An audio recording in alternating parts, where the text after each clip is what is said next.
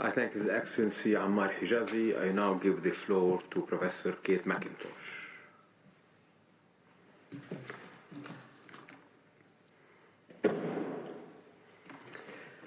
Mr. President, members of the Court, it's an honour to address you today on behalf of the State of Palestine.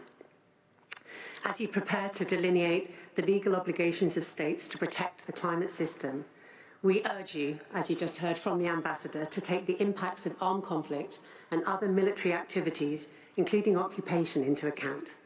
Sadly, the State of Palestine provides a current and concrete example of how these activities translate into dangerous increases in anthropogenic greenhouse gas emissions that affect not only Palestine, but the whole world.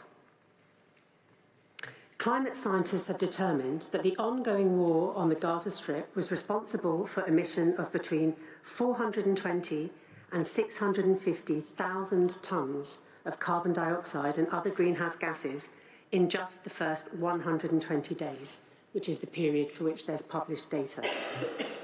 This is equivalent to the total annual emissions of 26 of the lowest emitting states.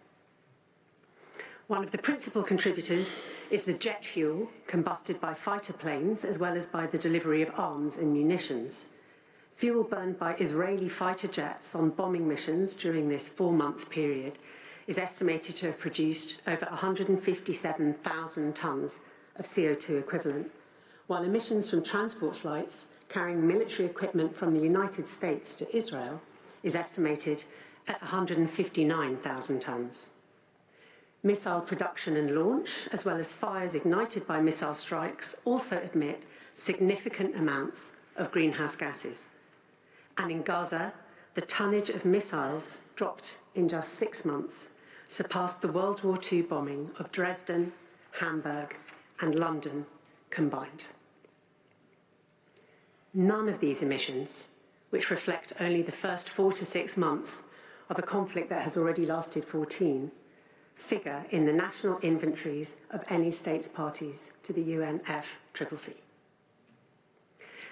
And these numbers represent only a fraction of the total conflict-related greenhouse gas emissions into the atmosphere. Post-war reconstruction following other armed conflicts has been found to produce exponentially more emissions than the conduct of hostilities.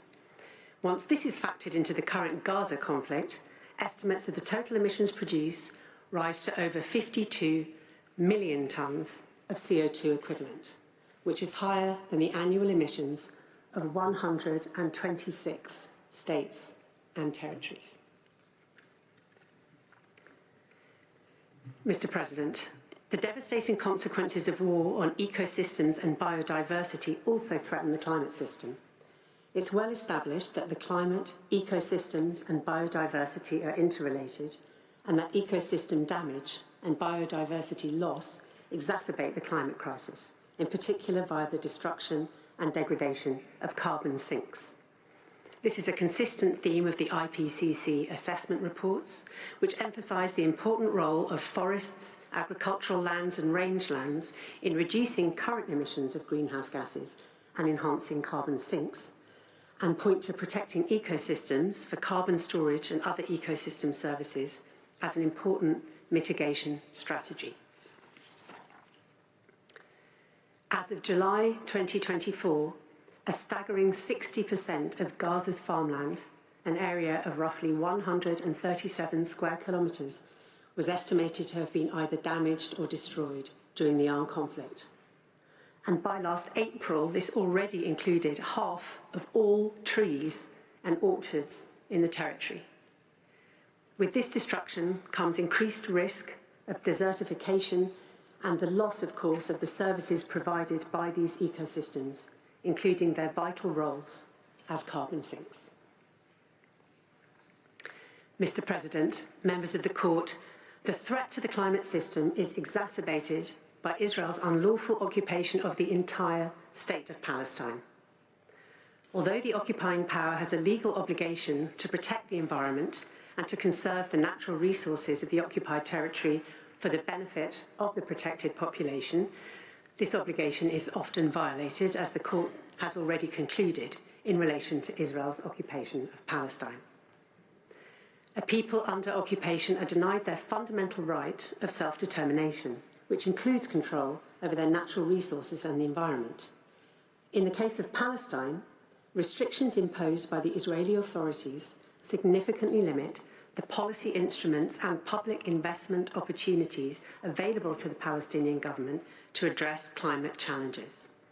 As the United Nations Development Programme has confirmed, the occupation prevents the Palestinian people from taking the necessary steps both to mitigate and to adapt to climate change, rendering them more vulnerable to climate impacts. So although the State of Palestine, party to the UNFCCC and the Paris Agreement, is committed to reducing greenhouse gas emissions, its efforts are impeded by the occupying power.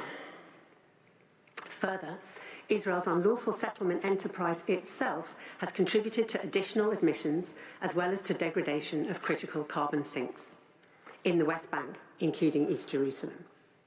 In addition to the ongoing military activities over the years of occupation, Israel's practices include the systematic uprooting of trees and the destruction of carbon-absorbing forests and other environmentally sensitive areas in order to construct bypass roads, buffer zones, carbon-intensive military bases, and concrete annexation walls. Under Israeli legislation, Palestinian territory is used as a dumping ground for toxic chemicals and e-waste, further degrading critical ecosystem services. And the occupation has prevented responsible management of solid waste, leading to higher methane emissions, especially from the more than 700,000 illegal Israeli settlers. The current international system for carbon accounting counts none of these costs, nor those of the other armed conflicts and military activities around the world.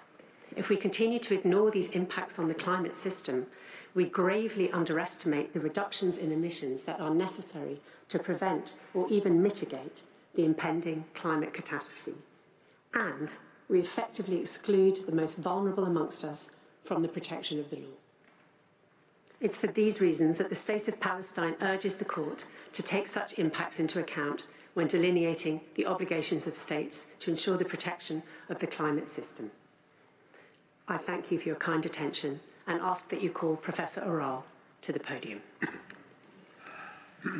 I thank Professor Kate Mackintosh. I now give the floor to Professor Nilufer. You have the floor.